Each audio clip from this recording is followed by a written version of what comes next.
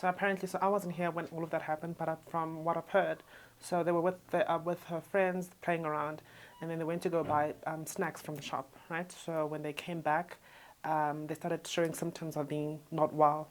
So she started vomiting and throwing up after because she came back home asking for food, and her mom made her something to eat, right? So then that's what she had, but she couldn't eat, so she couldn't stomach anything, so she couldn't even drink water, right? So then she came back, and so her mom tried to put her to bed because she couldn't. She was just like weak, right? So then she started throwing up, and then that's when they called the ambulance, I think, and they started, asking for help on the streets, only to find out that one of her friend's father had the same problem with her friend.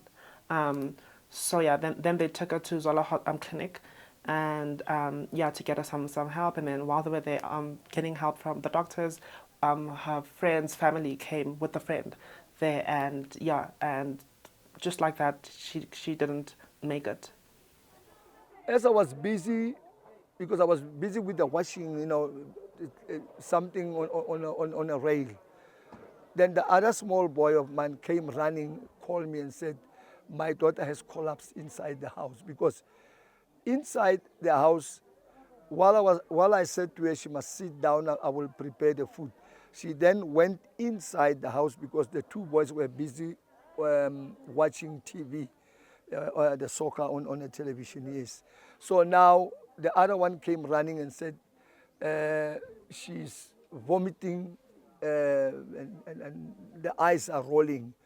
I dropped everything which I was doing, then I ran inside the house, and then I picked her up, and I saw a hole of foam and everything coming out of from her mouth, and I took her outside. I thought she's burning, and to my mind, I thought it's a Caesar, but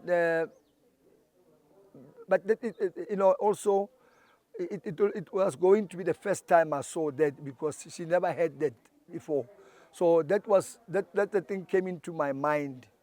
So now while I was busy trying to uh, helping her to wipe all the nose and everything, and I saw her giving up. The body went down and everything just like that. And I quickly ran to the neighbor to go and see if we can get an ambulance.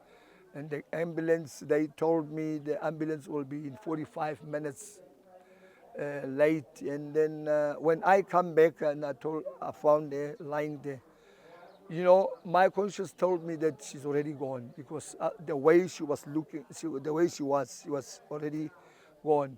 But now I waited and waited until I saw um, Zintle's mother and the father. They also carrying Zintle coming through as I walked past the gate. And they wanted to know how is Monica because Zintle is acting strange. Then I said to them, oh, Monica also did the same thing and she's there lying. So they went to the hospital because they had a car. Then I said, for waiting for an ambulance, I rather call an Uber. Then I called an Uber to pick my daughter, put it in a car, then to Shawela Clinic. But on my arrival there at Shawela Clinic, the doctor told me that no, she's about in 30, 45 minutes gone. So which I knew it already about that. So I think amongst the other, out of the other children, she was the first one to go. Then the ones that they followed. And I couldn't imagine my child will be one of those. But it happened because even on the very first children, we were so hurt about what happened to them. The whole community was all up in arms in full support of the other previous communities, the people there. And now, I don't know.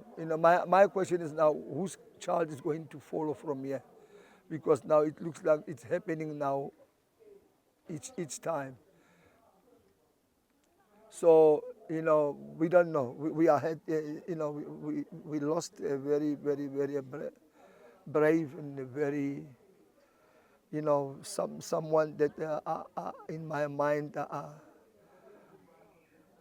I looked at after her and say she's going to be the, the queen of the house in the future, because everything she, talking, everything, playing, reading, she was the best. Yeah, I don't know.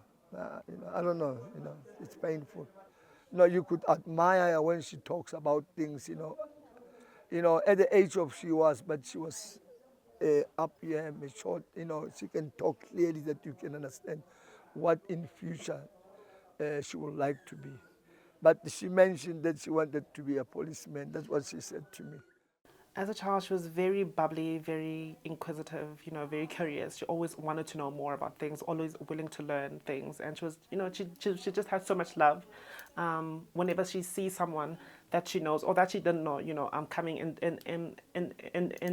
the yard, she'd like just, embrace them with love and hug them. And she was just that bubbly kid, that everyone loves. She's like, she was my grandparents' last grandchild. So we all loved her, just gave her so much love, and it reflected in how much love she gave to other people. So that's what we knew her as.